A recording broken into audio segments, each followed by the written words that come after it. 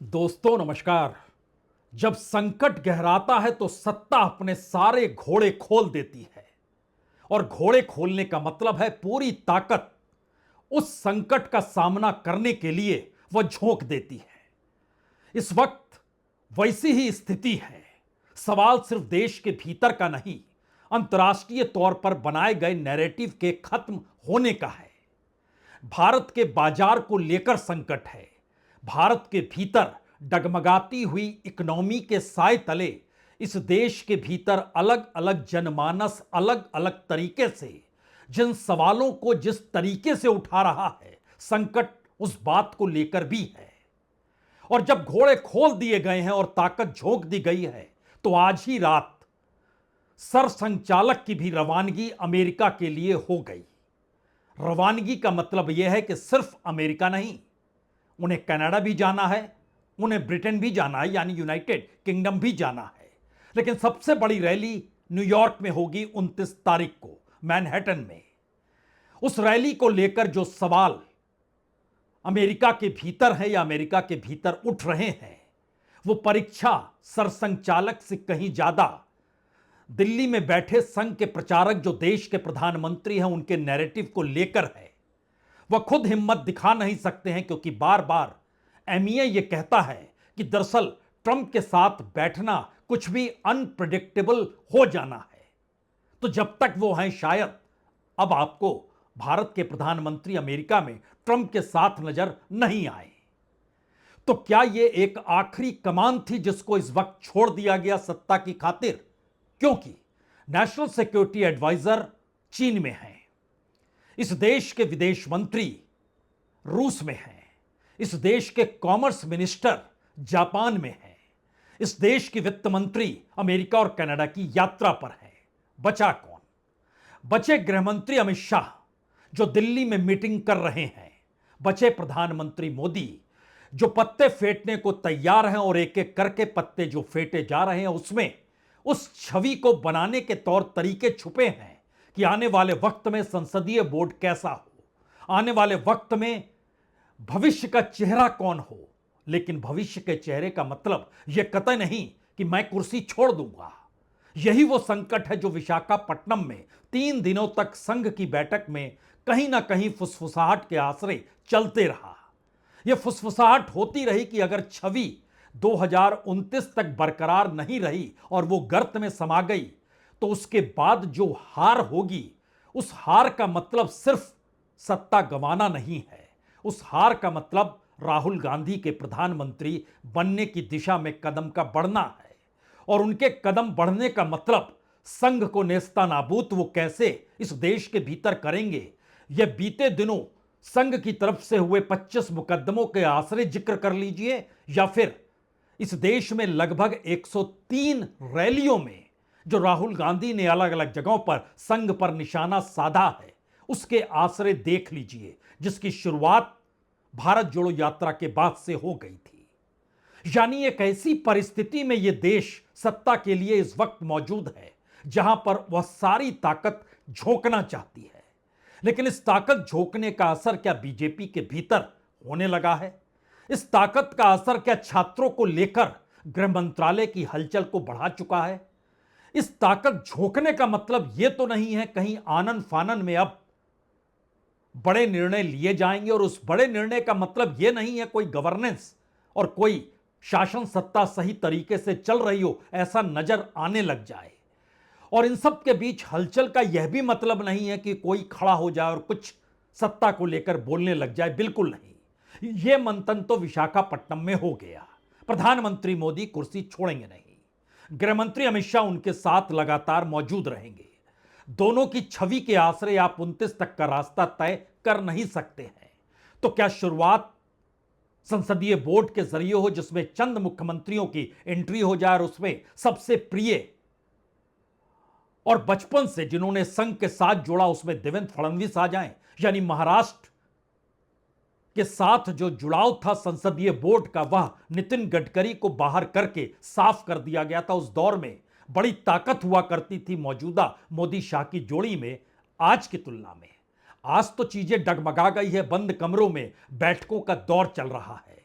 मोदी की cabinet meeting हो या फिर अमित शाह की कोई भी बैठकों का सिलसिला हो, इन दो तस्वीरों को पहले देख लीजिए। इसके आसरे आप समझ पाएंगे बंद कमरों में होती हुई मंथन प्रक्रिया और इन सब के बाहर जो हो रहा है वो चौंकाने वाला है। चौंकेंगे आप। पहले देख तो लीजिए, दो ही तस्वीर दिखलाएंगे।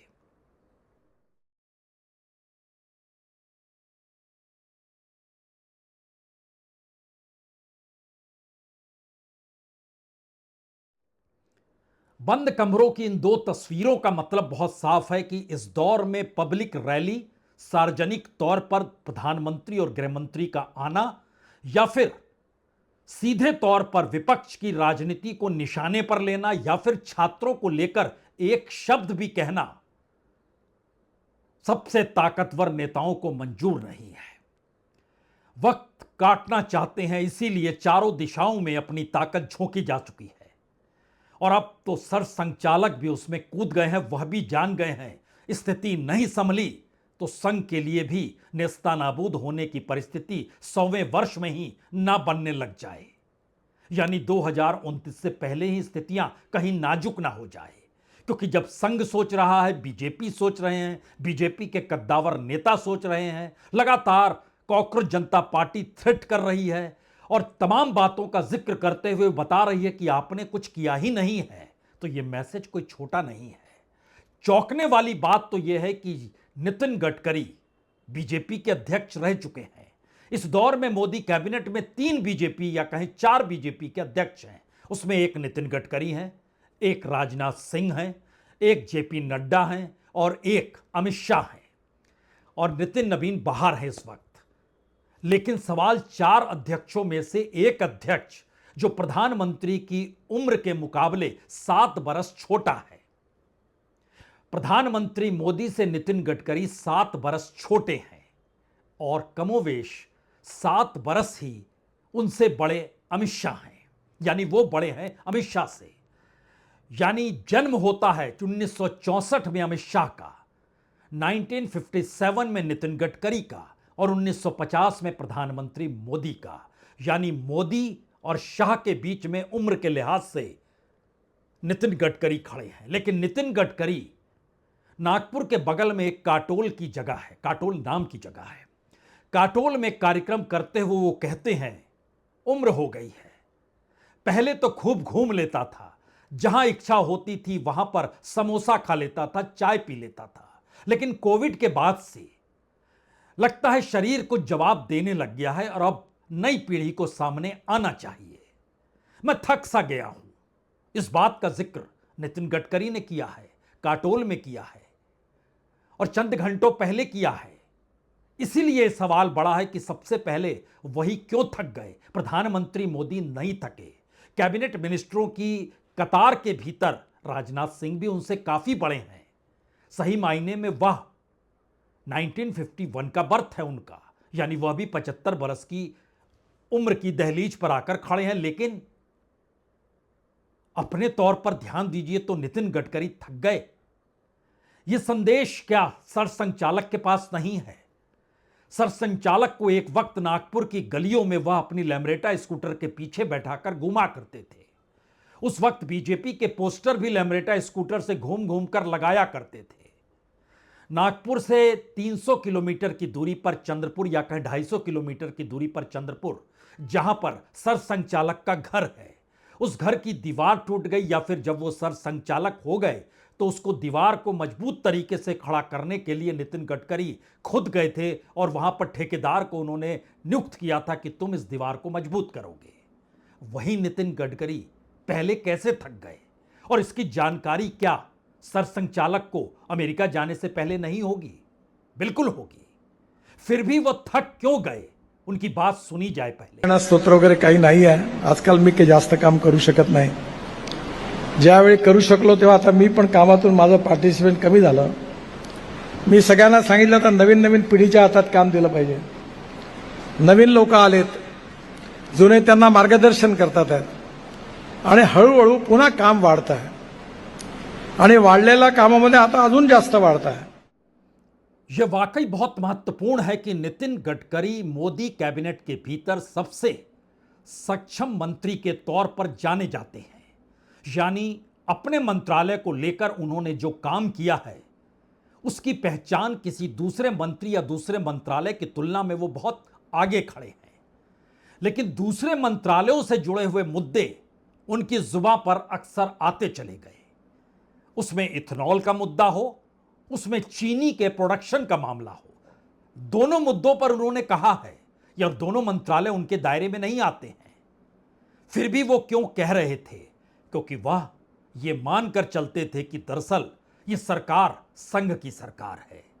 इसमें प्रधानमंत्री प्रचारक के तौर पर मौजूद हैं, वह खुद संघ की धारा विचारधारा को लेकर चल रहे हैं। तो इस दौर में वो अपने अनुकूल लकीरों को खींचते चले गए। यह अलग मसला है, उनकी निकटता के बावजूद भी संघ के भीतर कोई आवाज तब सुनाई नहीं दी थी जब उनको संसदीय बोर्ड से अलग किया गया था। और इस दौर में संसदीय बोर्ड में देवेंद्र फडणवीस को शामिल कर लिया जाएगा, यह अंदेशा और खुली सहमति दिल्ली ने दे डाली है। लेकिन बात सिर्फ इतनी है, यह संघ चाहता है कि इस दौर में राहुल गांधी से तकरीबन 2 महीने छोटे देवेंद्र फडणवीस इस दौर के जेंजी को लेकर बीजेपी का चेहरा बन जाएं। क्या यह बात तो नहीं है? यह बात भी हो सकती है और इसकी फुसफुसाहट भी नागपुर के गलियारों में गूंज रही है, मुंबई में भी गूंज रही है, उन्हें भी समझ आ रहा है। लेकिन यह बिसात इतनी उलझी हुई है कि इस दौर में विशाखापट्टनम में संघ की सभा के भीतर यह फुसफुसाहट साफ तौर पर हर किसी ने सुनी। इस दौर में भी नरेंद्र मोदी अपनी कुर्सी नहीं छोड़ेंगे। वो रास्ता उस तरीके से साफ नहीं करेंगे जिस तरीके से वसुंधरा हट गई दिल्ली के कहने पर, जिस तरीके से शिवराज सिंह चौहान कुर्सी छोड़ गए दिल्ली के कहने पर। वह उस ताकत का एहसास था, लेकिन इस वक्त ताकत नहीं है, लेकिन कुर्सी तो है और हाथ में कमान रहे, तो इसको लेकर नया चिंतन शुरू हुआ। ठीक है, लेकिन यह तो बताइए इसके बाद क्या होगा? यानी अगर नरेंद्र मोदी कुर्सी छोड़ दे तो उसके बाद आपके पास क्या कार्यक्रम है? कौन सा नेता है जो देश को बांध पाएगा, सिवाय इसके कि मोदी शाह के आसरे ही चंद्रबाबू नायडू साथ हैं, मोदी शाह के आसरे ही शिवसेना टूटी है, मोदी शाह के आसरे ही शरद पवार की पार्टी टूट गई, उन्हीं के आसरे नीतीश कुमार की पूरी पार्टी साथ में खड़ी है। सब कुछ तो उन दोनों के आसरे है। तो नया प्रयोग क्या आपको जिता पाएगा? कोई साथ खड़ा होगा या मुश्किल में फंस जाएंगे? ये ऐसे सवाल हैं जिनका जवाब दे पाने की स्थिति में कोई नहीं है और शायद यही वो ताकत दिल्ली को मिल रही है। लेकिन इस पूरी प्रक्रिया में क्या नितिन गडकरी ने मैसेज दे दिया?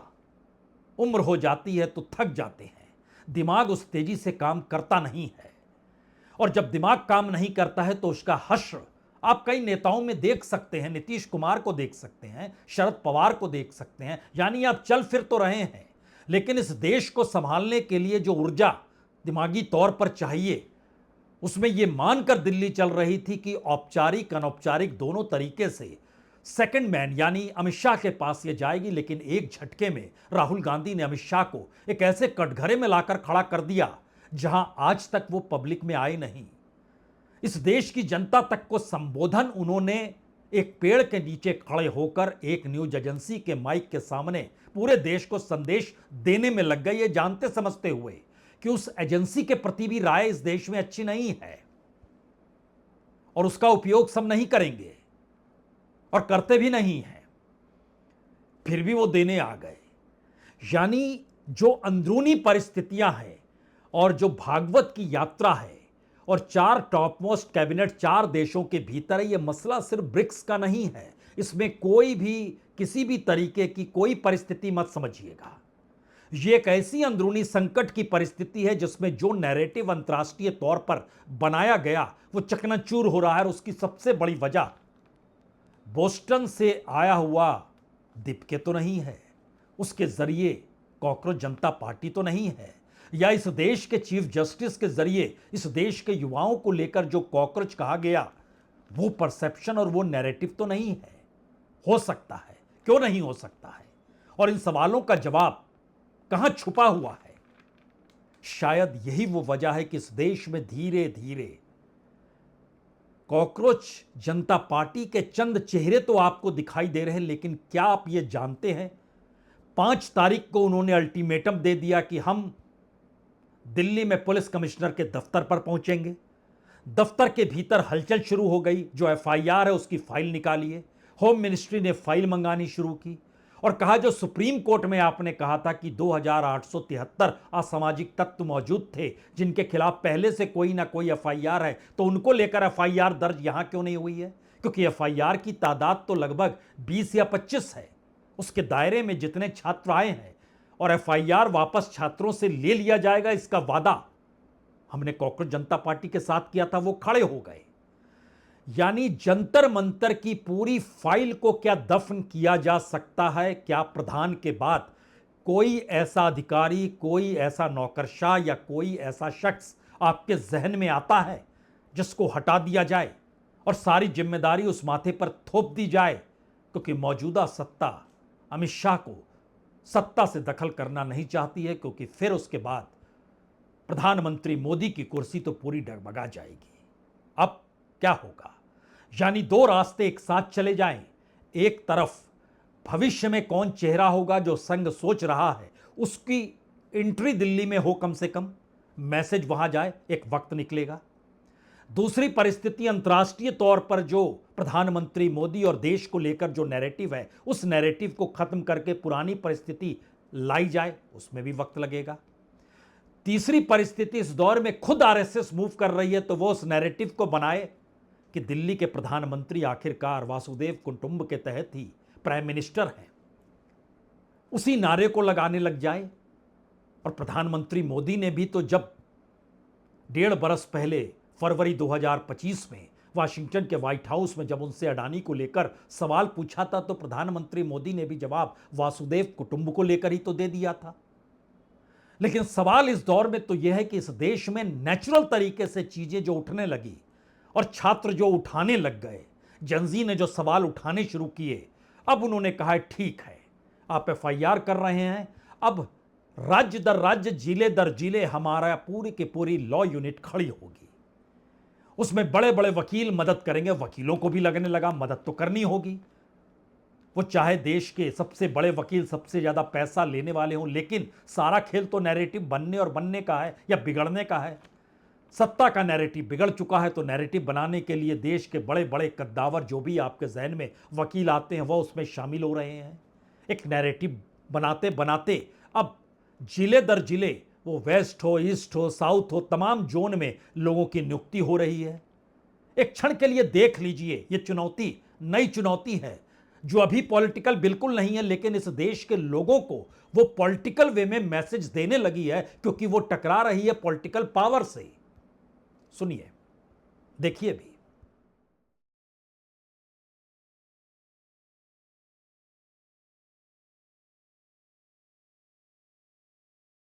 आए दिन हम देख रहे हैं कि अगर कुछ एफआईआर हो रही है, हरासमेंट हो रही है, डिटेंशन हो रहा है, अरेस्ट हो रहा है, तो उसके लिए हमारे पास लोग जो आ रहे थे उनको ये नहीं पता था कि वो किसके पास जाएं, कैसे जाएं। तो ये एक आइडिया है कि एक legal support system nation wide create करा जाए। मैं इस इनिशिएटिव के लिए सीनियर एडवोकेट कपिल सिब्बल का भी धन्यवाद करना चाहती हूँ, और मैं अर्ज करूंगी कि जितने भी सीनियर एडवोकेट्स हैं हमारे देश में, वो मदद करें हमारा गोइंग फॉरवर्ड। सो ये वेबसाइट के लिए हम और जो नंबर्स हैं कॉन्टैक्ट के लिए, वो अभी और रिलीज करेंगे, ताकि जिन एरियाज में नेटवर्क इश्यूज आते हैं या इंटरनेट कनेक्शन लो है, वहाँ पे लोग फोन के द्वारा हमसे कनेक्ट कर पाएं।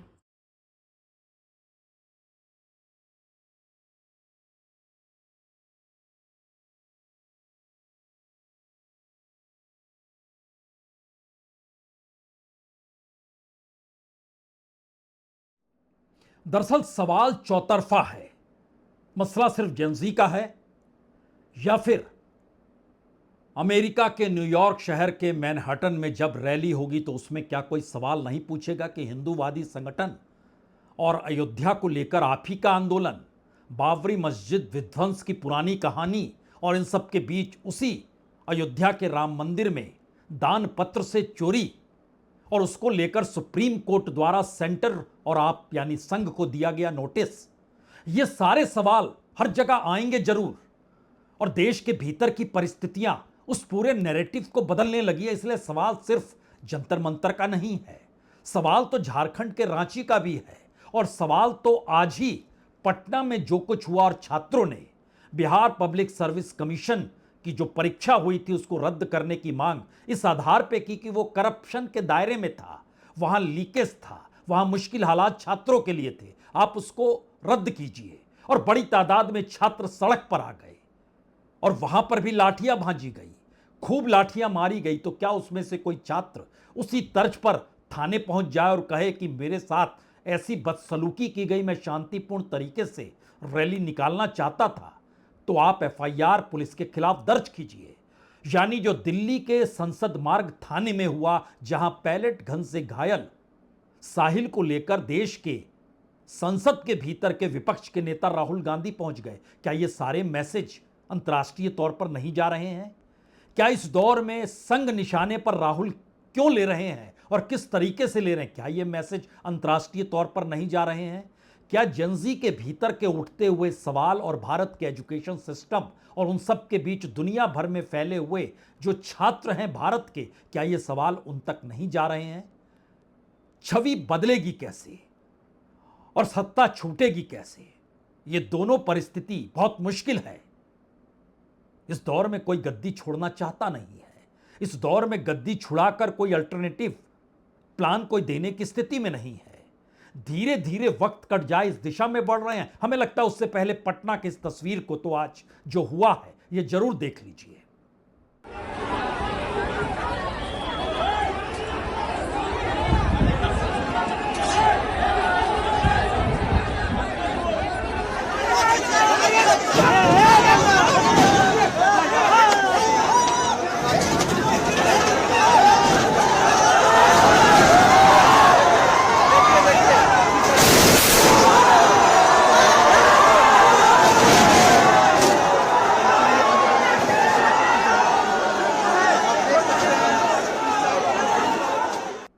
अब हो सकता है आपके जहन में 4-5 सवाल सबसे बड़े आ चुके हों।